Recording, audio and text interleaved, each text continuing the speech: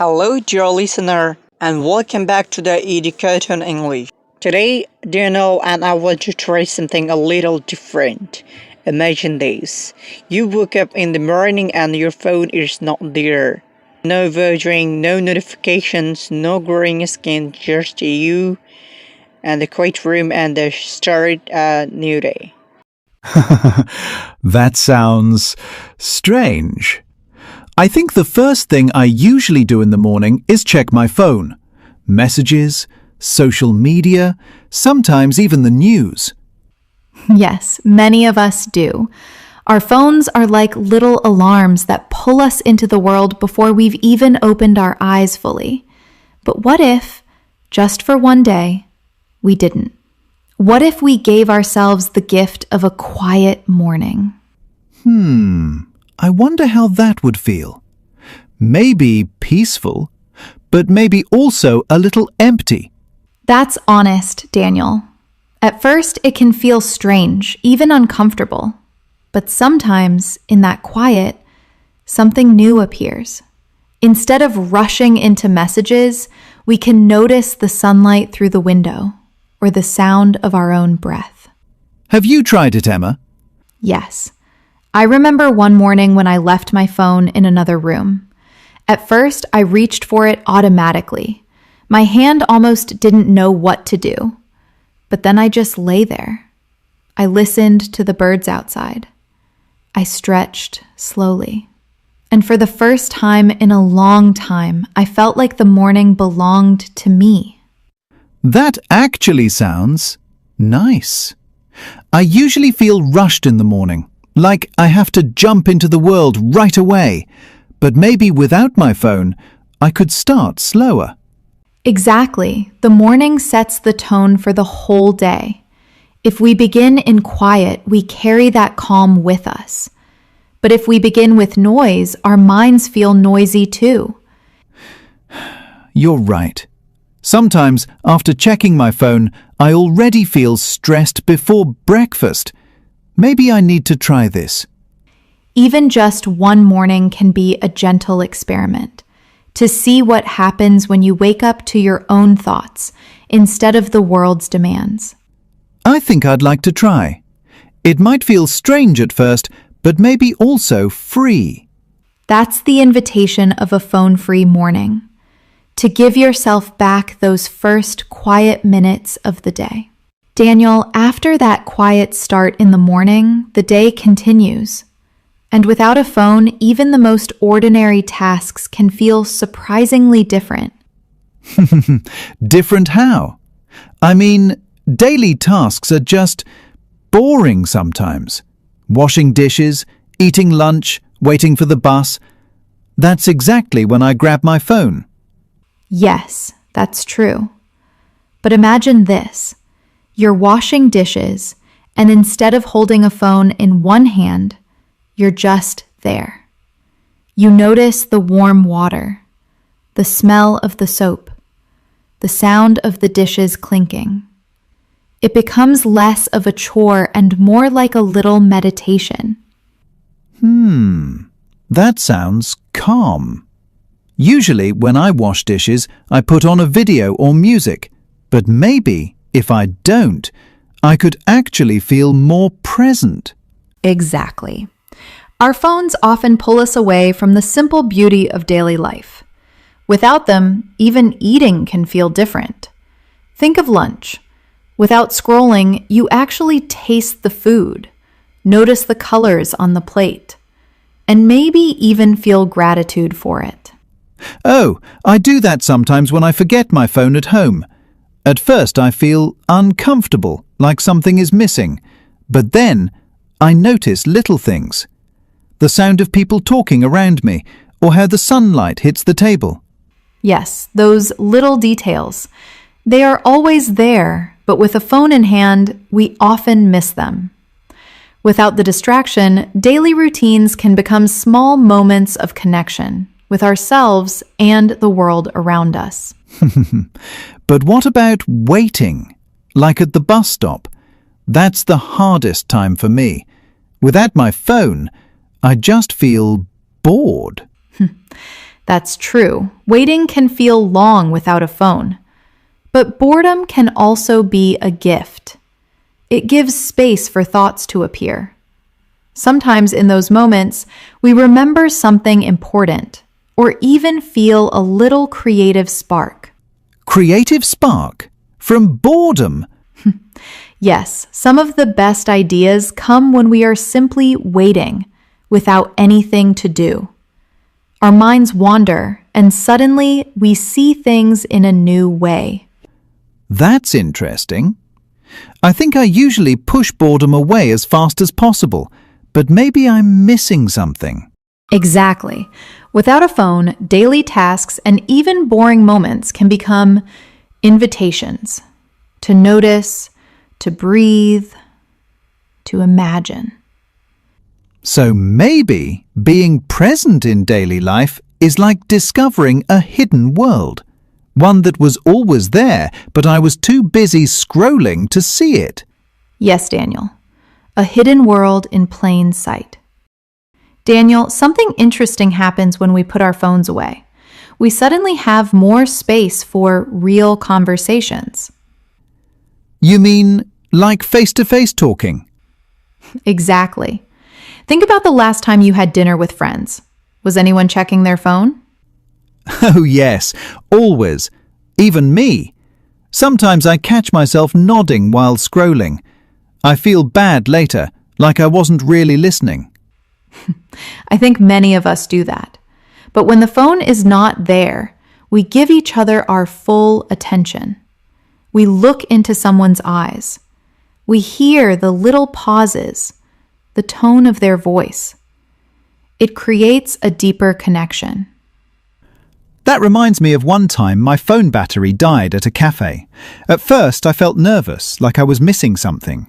But then I talked with the person sitting across from me, really talked, and it felt so much closer, like we were truly present together. That's a perfect example. A simple moment becomes meaningful when we give it our full presence. Our phones give us many connections online, but they can take away from the connection right in front of us. That's true. Sometimes I wonder, why do I feel lonely even when I'm messaging so many people? Because real connection needs presence. It's not just about words. It's about being together, sharing silence, or even laughing at something small.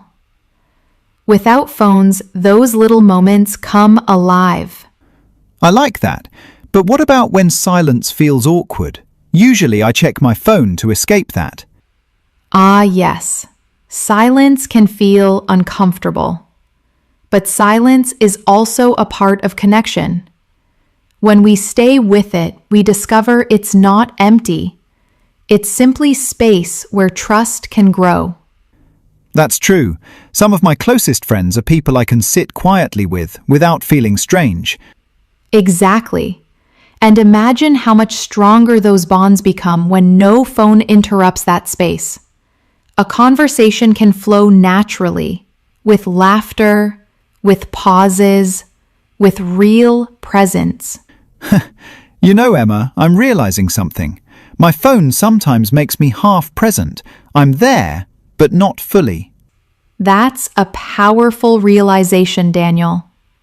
And maybe even one evening without a phone at the table could open the door to deeper, warmer conversations. I'd like to try that. Just me, the people I care about, and no glowing screen between us. That sounds like a true connection, one conversation at a time. Daniel, earlier you mentioned how waiting without a phone can feel boring. Let's sit with that idea for a moment. Silence, boredom, and what it can bring us.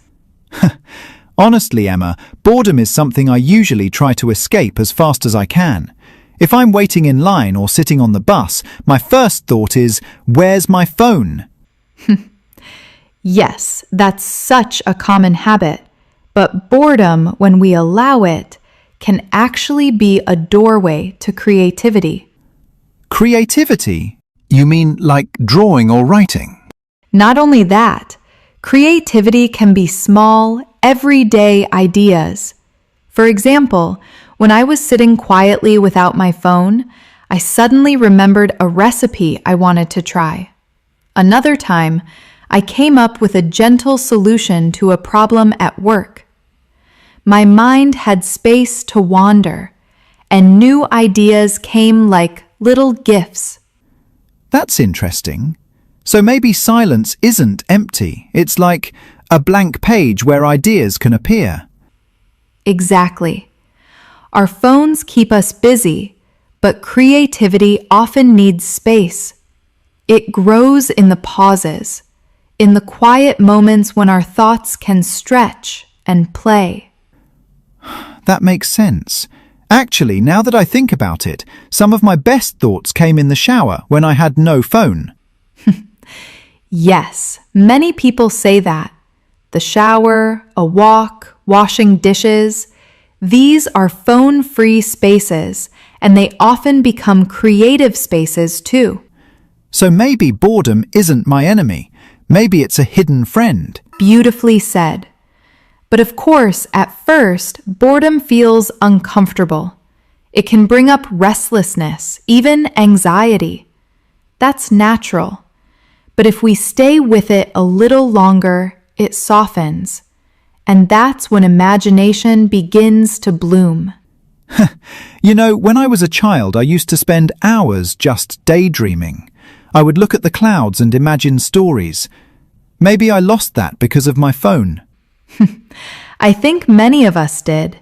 Phones gave us endless entertainment, but they also took away the gentle art of daydreaming. And daydreaming is not useless. It's the soil where creativity grows. That makes me want to try it again. Maybe next time I'm waiting for the bus, I won't pull out my phone. I'll just look around and see what comes. That sounds like a beautiful experiment. Who knows what ideas, dreams, or even quiet joys you might discover in that silence? Maybe boredom is just an invitation to imagine, to create, or simply to be. Yes, Daniel. And when we welcome it, life becomes richer in surprising ways. Daniel, we've talked about mornings, daily tasks, connection, and even boredom. But what about the evening? Those quiet hours before sleep when the day is ending? Evenings are the hardest for me. I often spend hours on my phone before bed, scrolling, watching videos, reading things I don't even remember later. Yes, I think many people do the same. But without a phone, the evening becomes something else. It becomes a time to rest deeply, to close the day with peace. What would that look like? Just no screen? Yes, and something gentler instead. Maybe reading a few pages of a book, writing in a journal, or simply reflecting. What was good about today? What can I let go? These small rituals calm the mind, so sleep comes easier. That sounds really different. When I use my phone late at night, I notice my mind feels noisy, even when I try to sleep. Exactly. The blue light of screens, the endless information, they keep our minds awake. But when we end the day with quiet, we tell our bodies it's time to rest now. So without my phone, bedtime could feel more like a gift, not just the end of the day. Yes, it's like closing a book with care instead of dropping it on the floor. A calm ending prepares us for a new beginning tomorrow. I like that image. Maybe tonight I'll try leaving my phone in another room. Just me, my thoughts, and maybe a notebook. That sounds wonderful, Daniel. And perhaps you'll notice something simple but powerful. A lighter heart, a deeper sleep, and a gentler morning waiting for you. Dear listener, as we close this conversation, I invite you to imagine one day without your phone. Not forever, just one day, morning to evening. What might you discover? Maybe a slower morning. Maybe more presence in the small routines. Maybe deeper conversations, or even space for creativity. Yes, and perhaps at the end of that day, a feeling of peace, a sense that you lived more fully in each moment. I think I'd like that. And maybe our listeners would too. So, until next time, may your days be filled with presence, your conversations with connection, and your evenings with peace. And maybe, just maybe, a little less scrolling. Yes, Daniel. Thank you for joining us in this cozy reflection. We'll meet you again soon.